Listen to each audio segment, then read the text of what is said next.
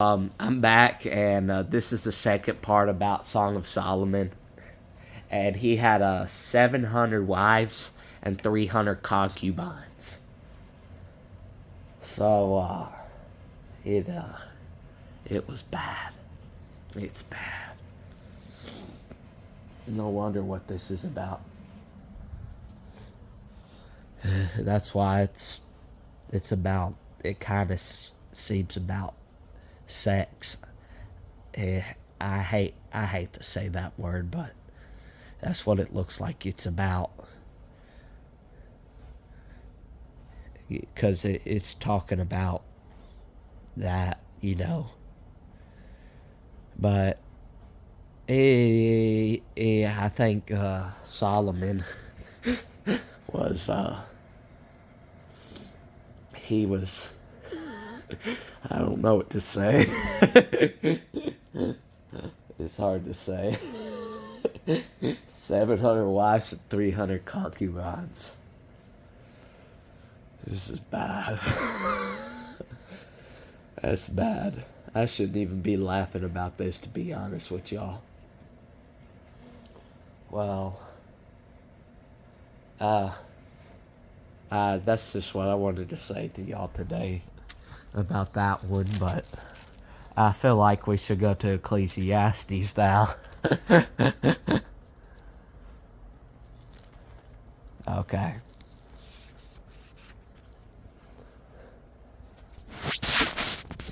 One second. Alright. The words of the preacher, the son of David. King in Jerusalem, vanity of vanities, saith the preacher. Vanities of vanities, all is vanity. What profit hath a man all his labor which he taketh under the sun? One generation passeth away, and another generation cometh, but the earth abideth forever. The sun also ariseth, and the sun goeth down, and hasteth to the wind, goeth toward the south, and turneth about unto the north. It whirleth about continually, and the wind returneth again. According to his circuits, all the rivers run into the sea. Yet the sea is not full unto the place from whom the rivers. So, before I start this chapter and understand it, I'm going to tell y'all something about Solomon. Solomon kind of reminds me of Psalms in a way. He had 4 or 5 wives, I think. David did, and then he slept with Bathsheba. He saw her, and he wanted to sleep with her.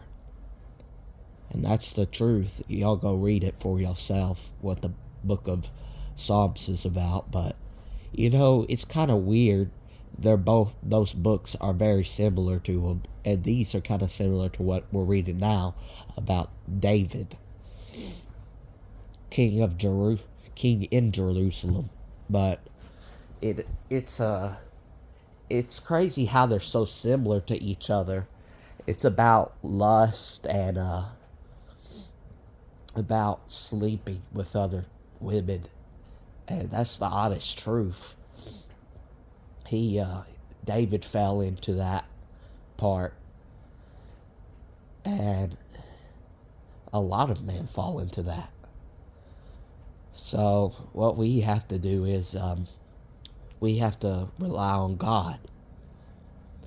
When we rely on Him, He's the one that helps us, is with us, and He's the one that keeps us out of it.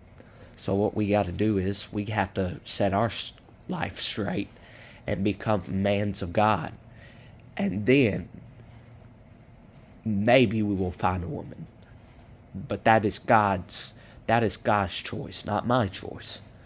And He'll know when I'm ready to have one. And so that's what I have to tell y'all. I'm not ready. I have to become godly, a godly man. And I got to work to be that.